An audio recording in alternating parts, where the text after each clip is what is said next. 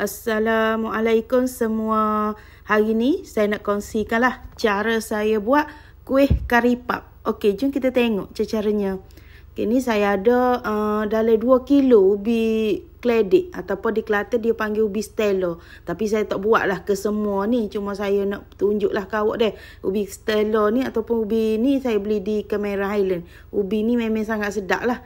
Lepas tu kita nak buat inti kari pap. Inti kari pap tu berasaskan ubi kledik. Biasa kita buat guna ubi kentang deh. Hari ni saya tunjuk buat ubi kledik. Ni kita ada bawang merah, bawang putih, sejemput ikan bilis. Lepas tu masukkan air dan kisar. Ni saya ada dalam 2-3 tangkai daun kari. Dan kita akan tumis dulu sekejap daun kari bagi dia wangi. Barulah kita akan masuk ke behel-behel yang kita kisar tadi. Ni behel kita kisar ni deh. Kita tujuan kita masuk ke daun kari tu untuk sedapkan lagi inti kari pap kita ni. Lepas tu saya akan terus masuk ke cili kisar. Cili kisar tu dalam 2 sudu makan lah lebih kurang deh. Lepas tu kita akan kacau lah. Lepas tu kita biarkan behel-behel kita ni biar dia betul-betul pecah minyak. Ni. Lepas tu bila dia dah pecah minyak tu kita akan masuk ke rempah kari. Ni saya guna rempah kari ayam dan daging lah. Terpulang kepada kita lah rempah kari apa pun deh. Janji masuk ke rempah kari. Lepas tu kita akan tumis rempah kari kita dengan behel tumisan mula-mula tadi. Sampailah dia betul-betul pecah minyak. Lepas dia dah pecah minyak baru kita masuk ke ubi kledik kita ni. Ubi kledik kita ni kita potong dadu. Bahasa bersih tadi potong dadu gini lah. Biasa kalau di Kelantan ni dia guna banyak guna ubi kledik daripada ubi kentang. Yang saya tahulah, saya pernah beli, jarang sangat nak jumpa ubi kledik, ubi kentang. Jadi saya tunjuk cara buat dengan ubi kledik hari ni. Ni kita kau ke sebati dengan behel kita tumis, lepas tu kita masuk ke sedikit air, lepas tu masuk ke garam dan gula. Cukup rasa lah dah. Ya, kalau di Kelantan biasanya rasa dia tu sedikit manis berbanding dengan belah-belah luar. Jadi saya buat macam kata cita rasa Kelantan lah, tapi tidak terlalu manis sangat sebab saya pun tidak suka inti kari pap yang rasa manis. Ni bila kata ubi kita tu dia hampir-hampir empuk, kita kena tekan-tekan dengan sudik kita ni bagi dia macam hacur sikit. Macam dia hacur sikit. Macam awak boleh tengok ni lah saya buat ni. Lepas tu kita akan kacau dan masak sampai ubi kita tu dia empuk, sampai ubi kita tu dia kering. Dia tidak basah, dia tidak berair lagi. Nampak lembat-lembat gini bila dia sejuk dia akan kering lah. Lepas tu ni saya nak tunjuk cara kita nak buat kulit kari pap pula. Ni saya guna dalam 3 cawan tepung gandum. Lepas tu kita masukkan juga sedikit garam. Lepas tu ni kita ada minyak masak. Minyak masak ni tak sampai pun setengah cawan deh. Kalau suku cawan tu lebih. Kalau suku cawan tu lebih. Kalau setengah cawan tu dia tak sampai. Lepas tu kita akan gaul ke sebati minyak dengan tepung gandum kita.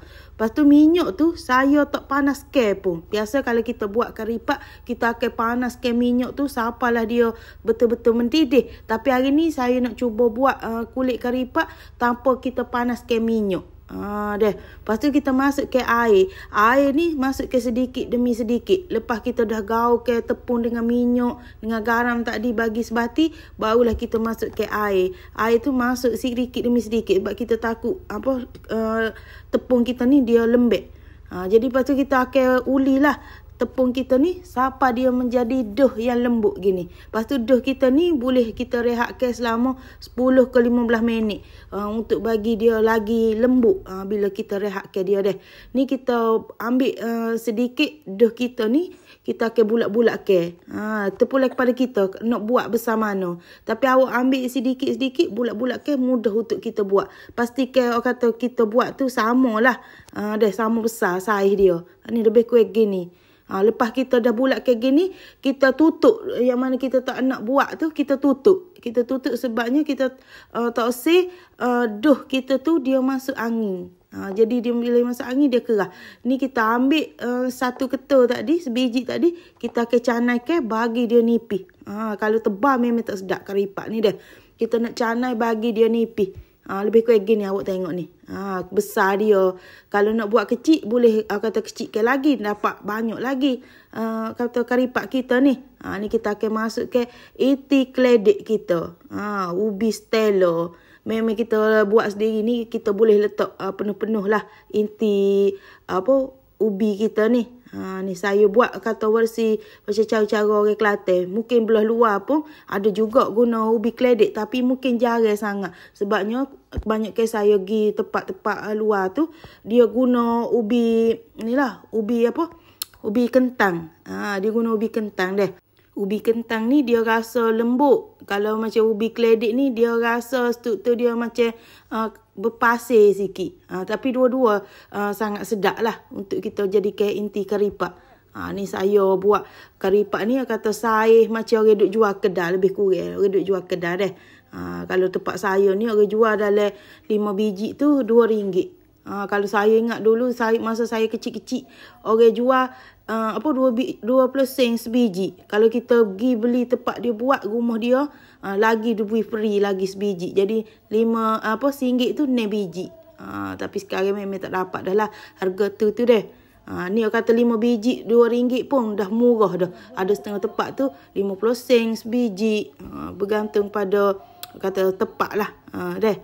Ni saya pakai keling dengan tangan je. Kalau awak ada acuan dia tu, boleh juga guna. Tapi kena pandai cara ataupun teknik dia. Sebabnya bila kita guna acuan karipak tu, dia mudah nak terbuka bila kita goreng. Tepi dia tu kita kena letak dengan bacahan tepung gandum. Barulah kita goreng tu dia tidak terbuka. Kalau guna keling, guna pakai tangan gini, dia susah nak terbuka lah karipak kita tu. Lepas tu orang kata cepat kalau kita keling dengan tangan dah. Kalau guna acuan karipak tu rasa macam lambat. Hari tu saya ada jugalah beli mesin penggelek karipak tu. Bagi kata deh kita tu nipis. Tapi lah guna cawe juga, guna gelas juga untuk kata canai kedu. Memang kata cara menua gini mudah sebabnya kita dah terbiasa deh. Ni hasil karipak kita memang dapat banyak jugalah. Macam-macam bentuk, macam-macam ada ni. Sebabnya saya buat dengan anak saya ni deh.